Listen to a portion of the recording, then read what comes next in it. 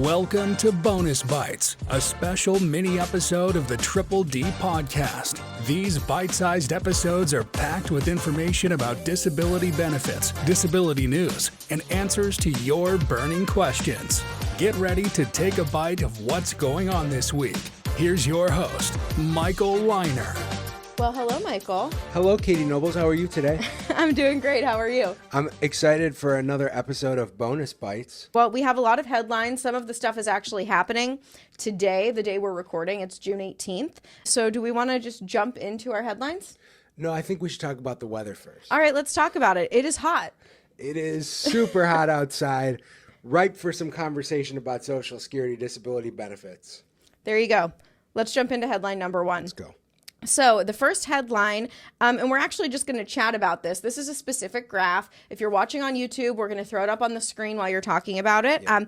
But this is a graph that's showing the number of calls that Social Security answered. And is this in the last year? Yeah, so the graph that we're going to be putting up, I've never seen this before, and that's why this is so interesting to me. It shows the number of calls coming into Social Security's 1-800 hotline that are actually answered by a customer service representative. And we've talked a ton about how long the hold times are and how many, how people just are on hold for a long time and a lot of people hang up. But for the first time now, I'm seeing a graph that says exactly how many people who call in, everybody wants to speak to someone, actually get a hold of someone. And it's shocking. The good news is there's a lot of improvement there on the graph. If you look at the most recent statistic from May of 2024, 70% of calls actually reach someone. Now, that's only good when you understand that if you go back to before Commissioner O'Malley was sworn in, the number was like 40%. That means less than half of people who called Social Security actually got a hold of somebody on the phone. It's startling to me. That is.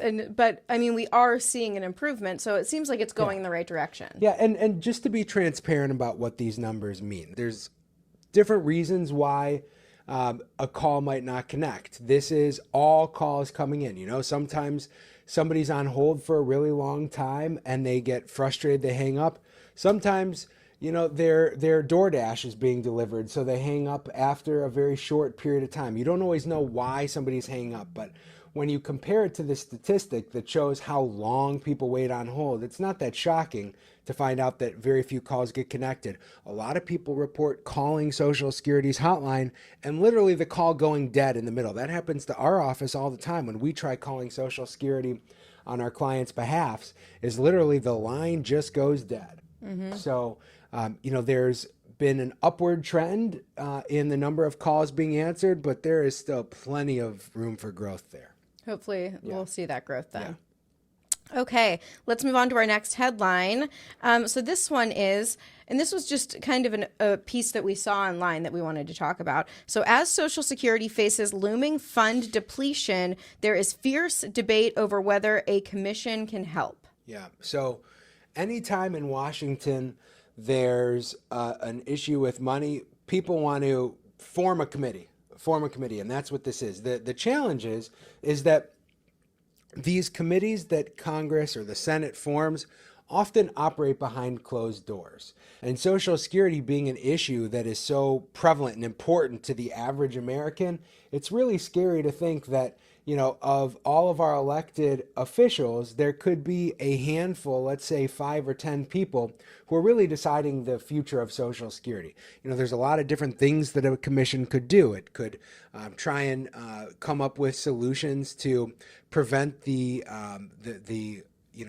lack of funds that the Social Security Trust is going to have in the future. They could operate to change laws. That could be one way they try to shore up the trust, change the way that disability benefits are reviewed, change the way, retirement age or things like that. So this is something that it's just a discussion right now, but it's definitely something that we're going to be monitoring, because a commission to oversee Social Security and to, try and shore things up there does have serious implications for all of our viewers. Absolutely.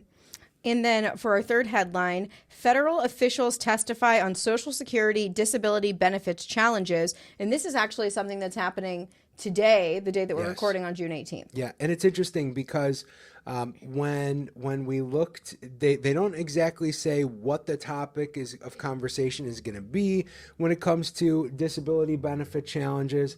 But when you look at the roster of people who are going to be speaking today, who were invited to testify, what's interesting is it seemed like there were several people who were speaking today who are going to be talking about they're from the vocational rehabilitation world, which makes me wonder if what they're doing is they're trying to update job data that Social Security uses, because that's a very hot button topic where Social Security is using outdated job information to determine disability. So that would be great, especially if it was a positive change for individuals applying for disability benefits. But we're going to be monitoring this, I'm sure. We will update on what was actually spoken about. Absolutely. And just kind of going off of that with the jobs and the hope that they do update that. We've talked a lot about the jobs that they're basing these decisions off of. A lot of them don't even exist anymore with modern technology. Right. When I'm in disability hearings, the jobs that these vocational experts testify my clients can do, it's shocking to me. They will say that they can do jobs like an addresser, somebody whose entire job, 40 hours per week, is just addressing envelopes. How does that seem plausible? Who in the modern economy is spending 40 hours a week just addressing envelopes, or,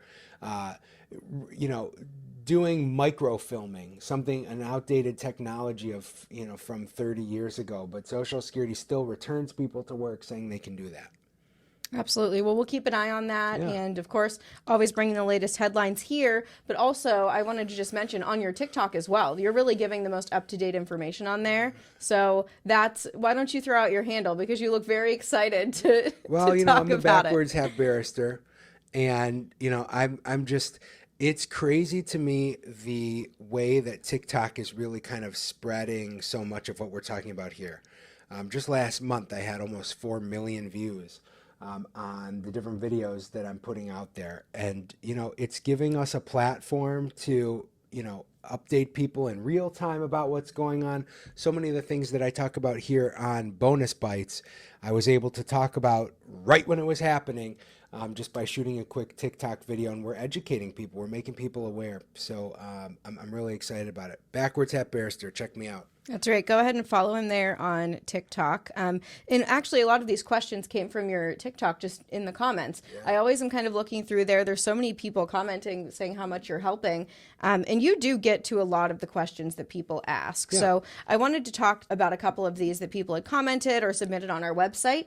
If you want to submit them on our website, all you have to do is go to linerlegal.com, click on the community tab, and you'll find the podcast page there, and you could submit it. So this first question, does being on FMLA help or hurt my disability case?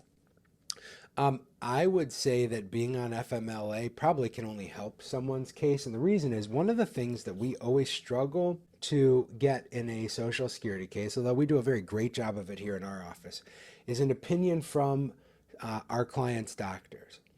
However, if you're on FMLA, that requires an opinion from your doctor to be able to take that leave.